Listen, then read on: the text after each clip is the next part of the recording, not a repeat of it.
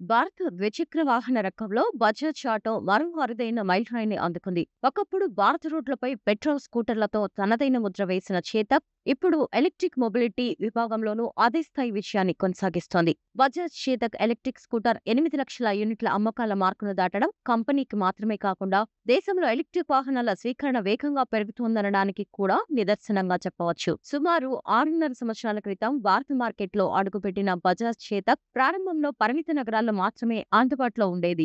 అయితే కాలక్రమేణా కంపెనీ తన డీలర్షిప్ నెట్వర్క్ ను విస్తరించడం, ఛార్జింగ్ కు అనుకూలమైన సాంకేతికతలు అందించడం, పనితీరుతో వినియోగదారుల విశ్వాసాన్ని సంపాదించింది. ఫలితంగా చేతక్ ఎలక్ట్రిక్ స్కూటర్ గా కాకుండా కుటుంబాల మొదటి ఎంపికగా మారింది. కేంద్ర ప్రభుత్వ అధికారిక వాహన్ పోర్టల్ విడుదల చేసిన గణాంకాల ప్రకారం జనవరి 2020 నుంచి జూన్ 27, 2026 వరకు బజాజ్ ఆటో మొత్తం 8,85,000 చేతక్ ఎలక్ట్రిక్ స్కూటర్లను వినియోగదారులకు డెలివరీ చేసింది.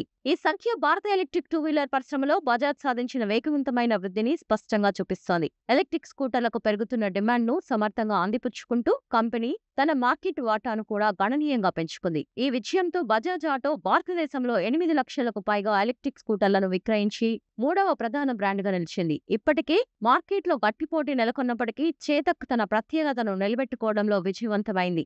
8 లక్షల అమ్మకాల మైలురాయిని చేరుకోవడం బజాజ్ కు ఒక గొప్ప విషయమే కాకుండా భారత ఎలక్ట్రిక్ ద్విచక్ర వాహన పరిశ్రమకు ఎంత వేగంగా అభివృద్ధి చెందుతుందో చెప్పే కీలక సూచికగా కూడా నిలుస్తోంది. రాబోయే రోజుల్లో కొత్త మోడళ్లతో పాటు మరింత ఆధునిక సంకేతాలను పరిచయం చేయాలనే లక్ష్యంతో బజాజ్ ముందుకు సాగుతోంది. ఈ నేపథ్యంలో చేతక్ విక్రయాలు మరింత వేగంగా పెరిగే అవకాశాలున్నాయని పరిశ్రమ వర్గాలు భావిస్తున్నాయి.